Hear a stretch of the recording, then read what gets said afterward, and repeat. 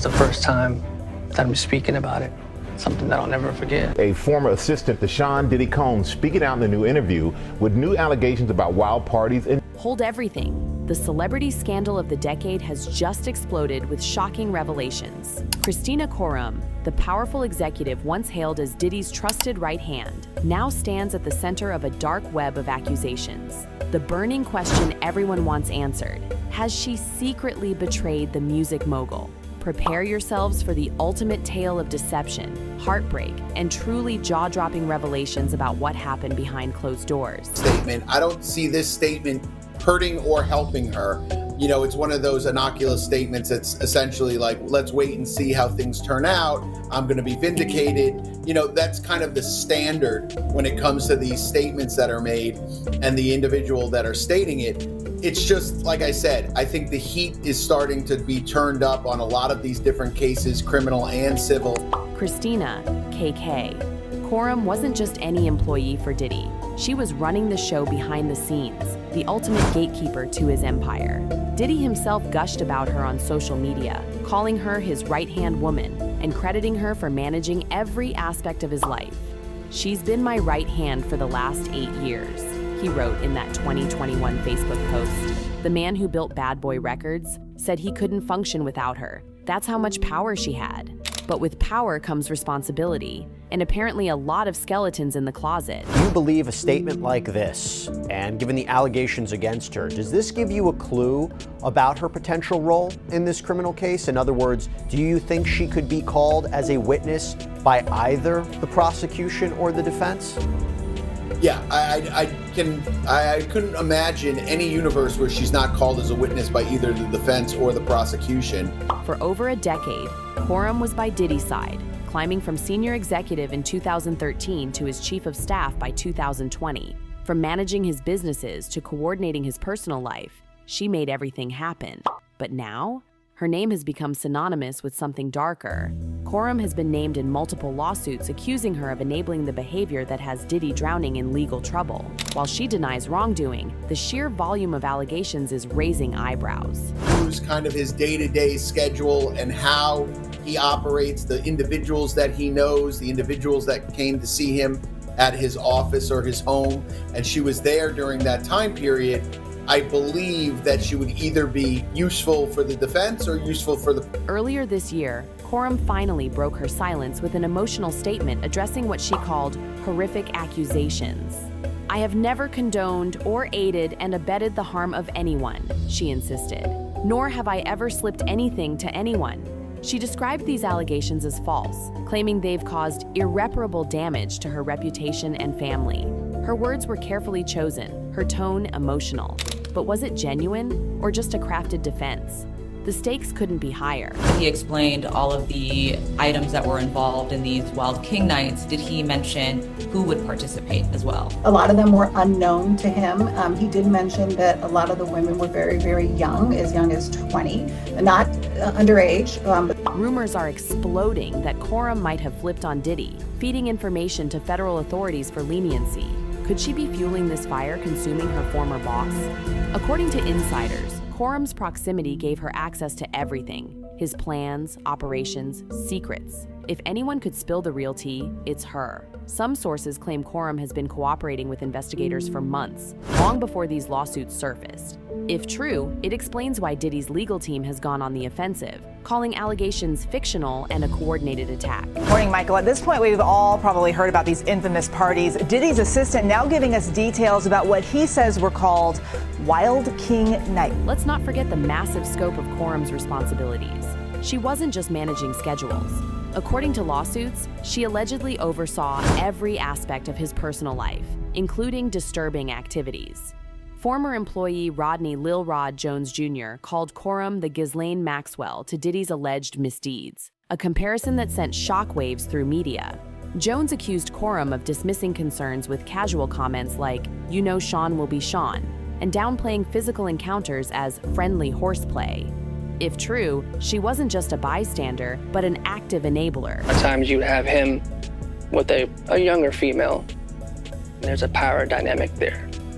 A more impressionable girl is easier to reel in. Consent is between the people that are engaging, and I wasn't there in these situations to understand the consent. But Khorram's alleged role went further. According to multiple lawsuits, she organized Diddy's infamous parties, now central to allegations against him. These weren't average celebrity gatherings. These were elaborate, secret affairs with high-profile guests. Khorram allegedly made all arrangements, from logistics to ensuring certain special requests were met.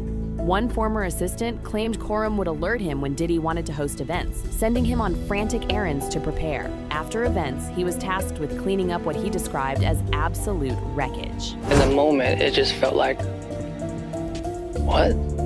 Like, is this fun for him? Is this like a test? It doesn't end there. Another employee, Phil Pines, alleged he witnessed Diddy kick a woman outside his Miami home during one gathering. Pines claims when he reported this to Khorram, she told him to never speak about it and warned of serious repercussions. How much did Khorram know, and how far would she go to keep things quiet? The lawsuit suggests she was a key player in a larger operation. Some allege she hired people to attend parties and arranged special guests for Diddy's private gatherings. There's even the shocking claim she instructed employees to carry certain items at all times, suggesting organization beyond a typical chief of staff. If true, no wonder people question her loyalty. This description, because there was a whole section of that complaint dedicated to Kristina Khorram, where Rodney Jones basically makes the allegation that Kristina Khorram is the Ghislaine Maxwell to Sean Combs' Jeffrey Epstein. That's what it says. And of course, we know that she has been the associate of deceased financier Jeffrey Epstein, who ended up getting convicted of trafficking charges, sentenced. So why would someone like Khorram, with everything to lose, allegedly participate? Some say self-preservation. When you're close to someone as powerful as Diddy, it's easy to get swept up. Others believe she might have been complicit out of ambition, loyalty, or fear. And now with the spotlight on her, those same forces could be driving her to cooperate with authorities to save herself. I think it's heating up, and I think she has to make that statement at this point because a lot of people are making accusations. I'm sure there's an issue in terms of the federal investigation and what's going on with the federal investigation and if they're going to be interviewing her or using her as a witness. So my belief is all those things are coming to a head. Of course, Khorram denies everything. She insists she's innocent, unfairly targeted because of her association with Diddy. Maybe she's right. It's easy to point fingers during a scandal this massive. But the timing of her statements combined with rumors about her cooperation has many wondering if there's more to the story. As lawsuits pile up and allegations against Diddy grow more damning, Khorram's role becomes pivotal. Is she a scapegoat, a victim of circumstance, or a key player trying to rewrite her narrative by cooperating with investigators? One thing's certain, the truth will completely upend lives. Normal trafficking cases, you think of something a lot different than those accusations. And I do believe that she didn't know the details of everything that was going on. I don't really find it plausible to believe that she didn't know anything was going on. And here's where things get more complicated. As Diddy's legal troubles intensify, his inner circle is crumbling. Khorram isn't the only associate breaking ranks. Betrayals keep piling up. It's eerily reminiscent of another infamous figure whose inner circle turned against him. Could Diddy be heading down the same path? And what role will Khorram play in his downfall? Someplace else. I'm sure she has some other business that's going on. And my belief is it's probably hurting those relationships she has being associated with Sean Combs. Let's pick up where we left off. This story keeps getting wilder. With Khorram's name in headlines, you'd think Diddy would be focused on her fallout. But the drama continues. Walls are closing in from every side, and betrayals are multiplying faster than imaginable. Diddy's world is crumbling under secrets, accusations, and his inner circle turning against him. How did one of entertainment's most powerful figures become so isolated? Or didn't he? Well, if he didn't, he's got a lot to explain. Well, apparently what Diddy's done now, which is a very interesting thing, is he's on the offensive of sorts. That's right, Sean Diddy Combs has initiated a $100 million defamation law. Diddy built an empire spanning music, fashion, and television with his larger-than-life persona. Now facing federal charges and lawsuits, his allies are vanishing. While Khorram's alleged betrayal might be the first domino, she's not the only one distancing herself.